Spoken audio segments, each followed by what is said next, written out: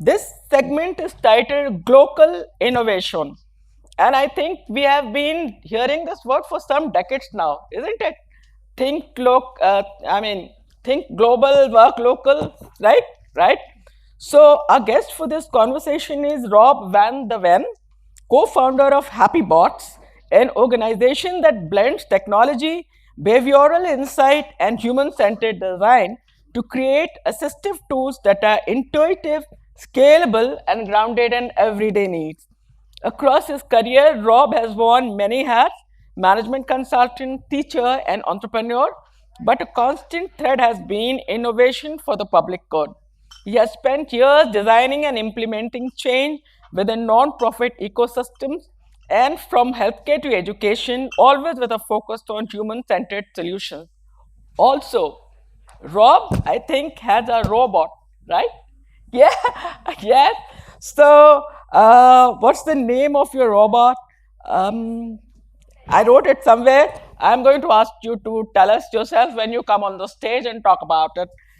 In conversation with him is Jyoti Bezawada from Youth for Jobs, who brings a rare blend of deep technology expertise and social impact leadership. Jyoti holds a master's in computer science from the University of Applied Sciences in Fulda, Germany, and has spent over 15 years in the IT sector across Germany and the United States with extensive experience in software design and development. And since she returned in 2016, she has been working on various things, including Indo-German cultural initiatives, but she found her true intersection at Youth for Jobs, and she now leads technology and development for Swaraj Ability, India's first fully accessible AI-driven livelihoods platform for persons with disabilities. Let's welcome both of them on stage, and with a big hand, request everybody to wake up. 15 minutes to go. Hi, Jyoti. Hey, Rob. We're working together for some time, and the start is here is the robot. It's called Felix. Here's a robot. Let's start. It was that simple. Yes. But I was forgotten to ask you a lot of questions. I've prepared some, Sure. and I hope you can answer this. Okay? Yes, Let's do absolutely. it. So the first is, how exactly did the collaboration between Happy Bots and Youth for Jobs started? Yeah, so to everyone here who is in the audience, you should know that Zero Project does these fantastic conferences which are held across the world. And in one such conference this year in 2025, we met. So Rob and I met, and at the Zero Project platform, where a lot of global innovations are showcased, Youth for Jobs identified a couple of innovations which can actually be brought back to India, and this was based on the on two key points. One is how do we look at a price conscious market such as India, and how can we bring such innovations back to India? And the second one is, of course, that it has to be an impactful innovation because, hey, we are all innovating all the time. India is now one of the hub for such innovations. And amongst these, we identified around 5 innovations, but Happy Bots blew our mind away, and that's why we are here today. Wow, great. And can you tell us a bit more about why did you choose Felix to start? Actually, first? Rob, I would ask you to please. Yes, that's the one. All right, I've shown yesterday, but there he is. He's in India. So that's how simply he presented it at the Zero conference in Vienna. And it just blew our mind away because it was pure magic. It was so good to see that such a simple innovation, such a lightweight innovation, filled with technology, filled with the idea about how to make lives of neurodiverse individuals much easier. That too, starting from a very young age, can be how can it be brought back to India? How is it that we can use our existing depth that Youth for Jobs is already having? How can we use it to spread this word across India and perhaps make a change in the lives of persons with neurodiverse disabilities? And this was something that we thought that we could easily showcase through our existing networks. And so it came here. Okay, so you fell in love with them. Yes, All absolutely. right, that's good. Felix. And well, then we started. Yes. Can you tell us a bit about how you started? What was the first things you did? Yeah, so I think Rob here I'll ask for your contribution as well. Of course, we took the training from you. Yeah. And the training we took it to understand more about how is Felix operated. What are the things that we have to look from a technical perspective? Is there anything that we have to implement on our systems, in our networks? How do we take it very easily to other organizations? Can children touch it? Can they throw it? These are the kind of questions that we asked. And Rob, please tell us about a little bit about how you trained us. Yeah, of course, because we had some experiences in the Netherlands and in some other countries. And India is different. We have to feel and how it works here. That's where you come in. And we gave you the knowledge, how Felix can work, how it can be implemented, how it can be installed, how it can be introduced globally, but not locally. And you did it locally. And we did the local part. And then you brought Felix to the people who want to use it. You told about how Felix worked and how did they respond? Yeah, so it's very interesting because I remember that when we came back from the ZeroCon, we all sat through in the room and we were like, okay, this is a fantastic product. In fact, all of our colleagues were very intrigued. So they asked us questions like, can Felix hear me? Or is it a lamp? Actually, and then we just took the questions which are coming in from a non-neurodiverse sector place. So then we said, okay, let us take it to a space where we already have our staff there. A colleague of mine called Nazimuddin, he's actually working very closely with the NEPID, which is the National Institute of Empowerment of Persons with Intellectual Disabilities. We thought that's a great start. So Nazim collaborated with us to find out who are the kind of recipients that we should give this training to. And we did 3 cohorts of training, which included the school, the skilling department, as well as adolescents who are ready to kind of take the skilling. And in all 3 departments, we did exclusive training to make sure that they can carry it on, and not that we intervene at every place. And frankly speaking, Rob, the technology behind it is so simple. It is so easy for persons to just log in and gather the amount of data which they are otherwise writing by hand. So it was as simple as that. All right, thank you very much. But nothing is always simple. Yeah. So there are some challenges, and we know that because we did it a few times in other countries, and the training, the interaction with the users, that gave a lot of information.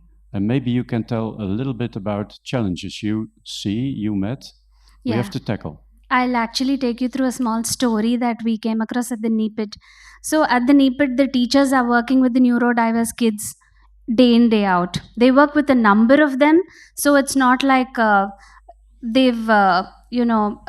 it's not like a magic product can just come and take their troubles away of how they're dealing with these children. So one of the teachers at NEPID asked me a simple question. So does Felix just capture emotions? Because perhaps, Rob, you can show them the different kind of colors and emotions which are associated with it. But she asked me a very simple question. Does Felix just deal with emotions and colors? Or can Felix be programmed to gather other information? So I asked her to give me an example, and she said, children who are just about 5 to 6 years old, and they come into a classroom filled with other neurodiverse kids who are all very, very different, very creative, are often very hesitant to just inform that they have to use the washroom, that they have to go to the toilet. So she told me that there is one specific kid who said, who could not speak, who could not communicate, but he would throw a tantrum. And so she asked me, can we include 3 emergency colors into Felix? And you remember, Rob, we did that programming together on the website, where we said, okay, very urgent, and I can still hold for some time. So those are the colors that we just programmed into Felix, and that use case actually went very well, Rob. Yeah. And the second challenge, of course, I'd like to mention is that nothing, not even technology, is perfect. So we did have a minute issue about how it's not yet working in the Indian market, because of the IoT. And Rob worked very closely with us, and the team fixed it. So today he's going to help us get access to the new Rob, which we will deploy not just at the NEPIT, but also at Nimhans, who's our long-term partner now for Swarajability and other platforms. But we'll make sure that we take it across the length and breadth of India to make sure that whoever would like to understand the product, and since Youth for Shop will be more like a prototype tester for global innovations, that we'd like to take it to them, let them explore it, and see how we can help you further. Great, great. What a good stories. And nice to hear that. And of course, there are some technical issues we tackled and some interaction issues, like he doesn't speak and he won't. He doesn't speak Dutch and he doesn't speak your language or any language. He is international. He speaks in colors, and colors are universal. So the next question, we have some lessons learned. Maybe you can tell something about, and also how do we evolve our collaboration from now on? Yeah. So with respect to partnerships, what we at Youth for Jobs think is that there is this beautiful Zero conference, and there are these multiple beautiful innovations that are happening there. Whatever is technically viable, whatever suits the Indian local market price, right? And whatever is scalable without having to necessarily empty your pockets or ours. We are happy to bring one such innovation per year to India. We'd be very honored that we are going to be introducing this product across all our partner networks in the respective channels. And going forward, Rob, we will probably look at how we take it to very large institutes such as the Nimhans, the NEPIT, and other research-based organizations to see what you can learn from the Indian market. That's right. And I think together we find out a business model that works for everybody.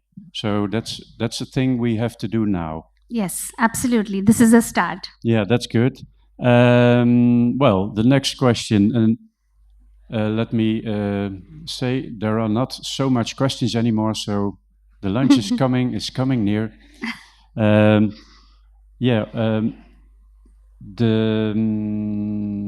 kijken hoor. How do you see a little bit of larger impact to our partnership? Right. So we are trying out now, prototyping, and then? Yeah. So one promise that I can make at the very outset is that we are such a large country, right? Yeah. So in the Netherlands, you've taken approximately 500, 600 Felixes. Let me tell you that even in terms of research and numbers from large organizations, the number will be much more. In terms of sales, again, I'm not the right person to talk about it because we can chalk out a plan about how we do it. But the idea is introduction and prototyping of products like Felix in India. Yeah, and when it grows too large, we have to find out some way to produce it here, to make it here, to get it here, and to work out. So we can work out that, but it's a complex. True, but very promising. Promising. Complex but promising. I think we'll leave the audience there to please have your lunch and join us back for interesting conversations afterwards. Thank you. I must say, I'm already in love with our Felix, isn't with it? Felix. Yeah. And a lovely name it has, and it reminds me of Easter egg. And the cover, the packaging is even more beautiful. So I think children will automatically fall in love with it since adults like us are also so attracted to it. Yeah. So it's an amazing product, but even more amazing is the fact that at Zero conferences around the globe, what is happening is we are meeting, greeting, and connecting. And we are taking these beautiful innovations from one place of where it's being innovated to another place, another country, across geographies. And that is how inclusion can be done, because we cannot afford to create new products, reinvent the wheel every time. Rather, we should do it quickly, scale the product, take it across the globe, and then we will see the impact of inclusion. Thank you so much. And the audience, thank you so much for having patience with us. And now we can go for lunch. Sustenance for the body, after all the sustenance for the soul, the mind, and I think we are pretty heavy now. So let's go.